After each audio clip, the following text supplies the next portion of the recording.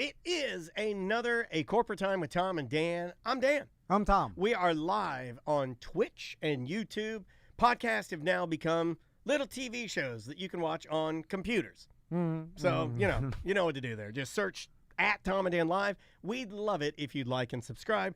It helps us out. And by me saying it helps us out, I don't really know if that's true. Well, it's got to do something. That's what I say. That is what I say. It's got to do something. Yeah. Because if we had zero That's subscribers or likes, then, sponsors may look and be like, wait a minute, no one likes you. Most people do. Then I'm like, I know that. Most people doing podcasts, most people doing live streams right now get 0 viewers. That is true. Those are facts. You know, it's a horrible. I'll listen to podcasts and they'll be like and subscribe, and I will never do it. I will subscribe because I want them to come on my feed when they're new. I'm not good about it, dude. But even they're like, go make a comment, yeah. and then I'm not doing that. And then I'm like, I'm not doing that. I don't want anybody to see me. That's like when Bus Decker says, go on there and leave a review for Mo. I'm like, boss, I can't do that, buddy. I can't. It's too hard. It's too hard to do that. But then I went back. I went through a phase. People know that I'm just doing it for the money. I think they know that already. But this is a good tangent. I had a small run in the 10s in the 2010s. Okay. Where I had a very good friend. I'll tell you, you know this man. Very good friend of mine, Dan Thompson. Okay. Seattle Seahawks fan, Yeah. We love this guy. One of our original listeners. I played soccer with him on my my co-ed team. I love this guy. So, where was I going with this? I lost my train of thought. Like and subscribe. Yeah. Like and subscribe. Doesn't do nothing. Yeah. Hold on. Oh my God. I'm doing it for the money. Oh my God. I just had a full brain fart. It happened. Yeah. The thought just drifted away. That's fine. That's what I get for trying to tangent. I thought I had a good one there. I was like, this is going to be great. Oh, no. I got it. It popped back in. All right. It popped back in. I grabbed it out of the air. In the 2010s, I got into, and Dan kind of got me into this. He's like, hey, did you know that all of these bars and restaurants around Orlando, if you get a Yelp account and you start, going there and just being honest, you don't have to, air them out or anything like that. Just give your honest review of the place, that you become, a super Yelper. And then you get these crazy invites to these parties where it's like open bar and free food. Yelp parties? Yeah. It was like Yelp parties in the 2010s. And so Dan they were trying to promote it. I'm sure they had a bunch of money. They wanted businesses to get on Yelp, and they had money, and they were promoting it. It was just like any other app. Some venture capitalists gave a bunch of money to Yelp, and then they're trying to spread it so it becomes a thing. Yeah, so I went on there, and I started doing it. And then what my thing was, I would go on there, because I do like to write, and I do like comedy. I would go on there and do these little comedy bits. And I go and like the sugar-free gummies, the diarrhea. Yeah. I would go in there and do little bits and stuff like that. And it was embarrassingly bad. I went back and read a few of them just a couple of weeks ago. Real bad. Yeah. It was real bad. It's amazing what we do to try and be a part of a group, or to belong.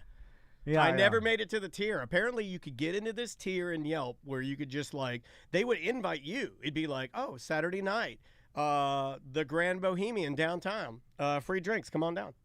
And all you had to do is be a super reviewer or something like that. I'll see time hop posts that I made 15 years ago on Facebook. They'll pop up you made this post 15 years ago. Yeah. And I'll read it and I'll cringe. Yeah. And the first one I read of yours was build a wall. And I was first I agree. I gave it a heart, but it was cringe. But it's I'll be making jokes or whatever. I'll say some observation I think is funny, and then I'm like, it's weird that I say it is. Yeah. I'm like, I don't even remember saying that. You think you've outgrown it? And no, I just think you changed. I feel like, in 15 but that's years, what I mean. Yeah. I feel like I've outgrown it. I feel like there was a time when I enjoyed launching funny, written internet blurbs into the world and then seeing I bet people think that's funny. Now it's just not even a thing for me. It was more of it was a new, social media was new 15 years ago. It was oh, this is what you're supposed to do. It was more exciting, and now it's just it's almost a nothing. I'm who cares what you think? From our chat room, no one cares. Our buddy Ghost of Minute Bull in our Twitch chat room, twitch.tv/Tom and Dan Live, if you want to join him. He says those Yelp parties still go on. I had a friend who gets invited, and she just went to one last week. That is surprising to me because is Yelp, didn't they change Yelp or was it Google, where there was some sort of legislation recently where they made it so, or I think Google made it harder for you to go in and like actively try to tank someone's reviews. Yeah. Or you can't write a fake negative review. Right. There's more vetting. Yeah. Because that was like the Better Business Bureau. Yes. Like they have to vet all their reviews, you know what I'm saying? And that was the problem with Yelp is that other businesses would attack their competitors with fake bad reviews, and then it just became a whole attack where every bit, you know, you're just like a new sub shop opened, and then you're sub shopping. You're just like, you just attack them. You're like, I got the worst business, but it was all not true. You know, then they would attack you, and then it became where you didn't know what was real. Yeah. And then it rendered the whole process invaluable, useless. It's a useless thing. Then you're like, you would read reviews and you're like, is this the competitor saying this or is this a crazy person? Which you still have to do nowadays. Like, it's funny because the chat room says that there is a TC Van Facebook page that you abandoned. And one of the jokes is Jewish porno has all the money shots. That's pretty good. That's pretty good. That stands up. That's all right. Goddamn, TC is funny. I'm going to have to like that. Yeah. That was fat drunky. Oh, man. God, I was funnier when I was fat. God damn, that's funny. I'm gonna make another post. I'm gonna go back and like that post. Put it up there. Or whatever. Go comments. It still holds up. It still holds up. Yeah. When did I write that? I don't know. That's funny, man. Because Crystal made that Facebook page for me when I loaded up because we were on radio when Facebook first started. Well, that is why my Facebook page. You know, mine's all messed up. It's all linked wrong. Like my Daniel Dennis page and my regular Facebook page have been like cross-engineered where they'll get confused. So when I log into my account, it picks and chooses which one it wants to go to, and it's different every day. Yeah, I have the original Thomas Van Facebook that I made is filled with picture radio. From my wedding. What? Is that the one with the picture from my wedding? I changed it to me in the purple suit recently. Yeah, good. I got to change it again. Anyway, use your headshot. We need to get headshots again because we both look better. It's just filled with radio listen because at the time we were like, oh, there's a new way to promote yourself, so just fill it up. And it was like, all those people are dead. No, I know half of them were dead, and then half of them I have certain beliefs. Well, I get some good comedy out of what they post. But so then Crystal's like, you don't have a Facebook with any of your friends on it. And then she made me a TC Van Facebook, and then I never use it. You use it all the time. And then it was just a nothing. And so I was like, and I have tons of abandoned Facebook pages that we started that they're still linked to my account. It's just it's a nothing. It's like, what do I do with it? I remember, like, I was, this kind of makes me want to tangent into like social media accounts that I thought were going to be big or were bigger in the day. And the one that always comes up that I think of constantly, but nobody ever talks about it, is Foursquare. I never... Do you remember Foursquare? I remember the name. I don't know what it is. From what I remember, and somebody in the chat room will probably correct me because they're really smart, or they can Google it. And I get it confused with 4chan, too. Yeah, 4chan's where you get all of your best racist memes. But yeah, so you would go on the Foursquare app and you'd like check in. So like, let's say you were coming to be on our show. So you'd come here to appear on Tom and Dan and you'd check in. You'd be like, I'm at, it was effectively giving everybody in the world your location. I'm sure it got into some hot water. I'm sure a husband used this to kill his wife. Like, I'm virtually certain of that. But that's what you would check in. And then if you checked in enough at the place, you would become the, quote, mayor of the place. And then when you became the mayor, there was some weird thing that went off in my brain where I was convinced that I needed to be the mayor of places. We were doing this on the podcast. Yeah. And when we first started the podcast, I remember your original house you were telling me about, because you remember you're like, I became the mayor of Bryn Mawr, where my mom's camper was. Yeah, I would go there so much that I became the mayor of Bryn Mawr. And I thought it was cool for some reason. I'm like, I'm the mayor of Bryn Mawr. One time I was the mayor of, Dolphin Bar, Hideaway.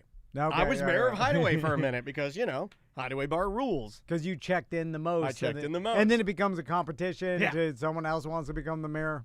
Yeah, and you'd check in, you'd see that they took you as the mayor. So it would actually drive business in a weird way. So if somebody got me as mayor of the Hideaway, I'd swing through there for a Bud Light just so I could check in and become the mayor again.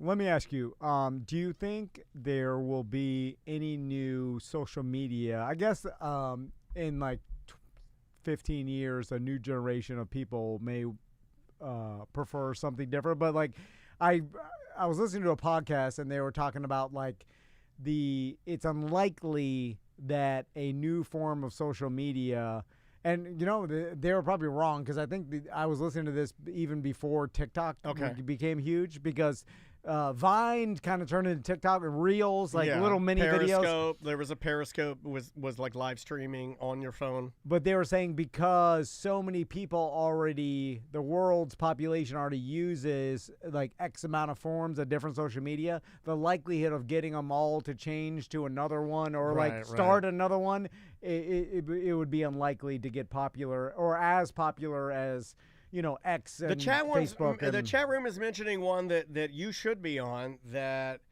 I don't know if I have an account or not. Strava. I've never even heard of that. It's a biking or running app. Okay. And you can compete against people, I guess. I think that's what that is. I know that Peloton is trying to make their bikes more of a app contest. I know that they're trying to take what Swift or these other bike riding games do. They're trying to make it more competitive virtually. They're trying to make Peloton Roblox, but we're all on digital bikes and we're all competing against each other. Okay. And I'm okay with that. I'm actually, when I heard that, they're like, okay, so you mean to tell me I can go home and get on my bike and then enter a room and I've got an avatar Roblox, just like Roblox. Yeah, and me and a bunch of other people can ride in a cartoon world and I'm getting exercise? Totally okay with that. Okay, this brings up a point that I was thinking about the other day. I'm glad that it jogged my memory. So I was thinking about this because I have that Crystal got that Hydro row, right? It's kind of like the Peloton, but of rowers or whatever. That thing's badass. And so I'll row a couple times a week, and then they'll have that leaderboard thing, just like a Peloton, where you compete or whatever. And I get zero value out of competing against strangers. I need to compete against friends or someone I know because I am competitive a person. I do like challenges or whatever. Yeah. But we know that. But it has to be someone I know. Strangers gives me nothing. I feel no competitive spirit for strangers. Oh, I like it better with the strangers. That's funny because I'm wired being competitive against strangers, just names I don't know, is zero to me. I have no competition. I don't want to beat that. I don't care. It also hurts me when there's some lady that's Betty, and then she's 64 years old. She's literally dusting me, and I'm like, I gotta get it. Come on, I gotta get this whole bag. Even in let's say if we did a charity 5K, no big deal. But you need somebody to run with. Running past strangers does nothing. If I ran past EJ. Pumped up. Yeah. I'd be too slow, fatso. And I'd be happy. You know what I'm saying? So you need to have somebody there so you can. I need to know them for the competition to have value to me. Okay. That's weird, right? People can compete against strangers. It is weird, but it's no weirder than any of the dumb stuff I tell you. I just threw up in the trash can because I have a postnatal drip with too much caffeine. There's no way for me to call you weird. You see what I'm saying? Yeah. This is the perfect place for you to say that to me. That is a little odd, though. I don't know. Maybe mine's more odd. Because why? No, it's not, because it's obviously built into the business model of Peloton and Hydro. Well, and all I these wouldn't things. care. So that's I get the same amount of either. If you're on there, I used to ride with Fisher. Remember Chris Fisher from BYOCB podcast, who, by the way, I didn't know this, but like I guess he fell off a ladder and shattered his leg and is having to learn to walk again. Oh, really? It blew my mind. My heart goes out and all love goes out to our buddy Chris Fisher. Feel better, buddy. You are on the mend. That sucks. Yeah, it does suck because he's like. There's a lot of people that fall off ladders and really F themselves up bad, you know? Like, I watched a video last night just in Funniest Home Videos because that's Maisie's back into that thing again. Yeah. And this old dude was sitting on a limb way high, and the ladder is just like a regular lean-to ladder up on the tree. And he cut the tree, and the tree fell, and then, like, hit the ladder, and then he rocketed off the tree, like, straight on his back. And I'm like, oh, my God, should I be watching this with Maisie? Because I think that guy died. No, he really. I think he died. He's never the same. No, that is a paralysis. Like I was like, I don't like, watch a life-changing event. Yeah, Andrea's looking at her. She's like, "What are you guys watching?"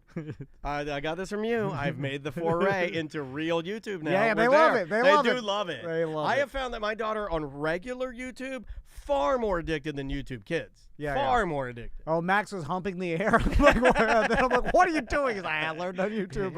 I know how to hump the air now. Sorry. I know how to do it. You should see the other things I do when I'm in my bedroom alone. All right, we'll be right back with Old Man Football. I'm joking. You fucking got me. Oh, you made me cry. I didn't expect that. I'm leaving it in. I love it. You made me heat up. That's funny.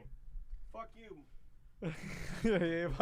Well, I'm doing the math. They'll never hear it. It'll make some listeners laugh. Dude, he likes us. Peter's I know, and his publicist likes us. They're good. No. They're nice people. He would laugh. He actually, he laughed at all of our jokes, which always makes me feel pretty good. I'm just betting on the fact that he'll never hear the segment that airs before he goes. You know what I'm saying? I imagine Peter Funt doesn't go back and listen to his own interviews. Where's that going? I know that's Thursday 1. All right. I'm going to go back and relabel these. Yeah. For right now, it's Peter Funt 2. Okay. Because I'll have to. Yeah, you just switch them around. And There we go. All righty. Are we doing any more? Well, technically, that's all we need because we're going to put Ross to Monday 3 and 4. Okay. And then we're probably going to do that the Sharp Square thing for Friday, the show that doesn't get aired, you know? Mm-hmm. And then we have Thursday show. So perfect. Essentially, it's done. We could do more for next week, but I don't know. I hate preloading it too much. It's too early. It's Wednesday, you know? And there's other stuff I can do in here. Like there's a never-ending.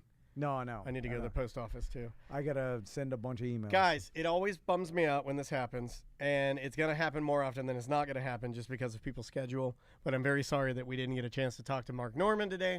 I know Tom and I are pretty pumped about that, but we're going to follow up and see maybe if we can make it happen another time. Yeah, so I bet it was just his publicist didn't give him the email in time, and he's like, it makes me feel better about stuff like that. I'll leave you with this. Last night, they had it all queued up for James Taylor, Sweet Baby James, to play the end of the night of the Democratic National Convention. I don't give a fuck about any of that. But what I do know is that he tweeted, hey, they just told me after our run-through that sounded amazing with a cellist and the full band that they don't have time for us, so I'm going home. No shit. And it made me feel better about people canceling on us because I'm like, yeah, shit happens, even to like Sweet Baby James.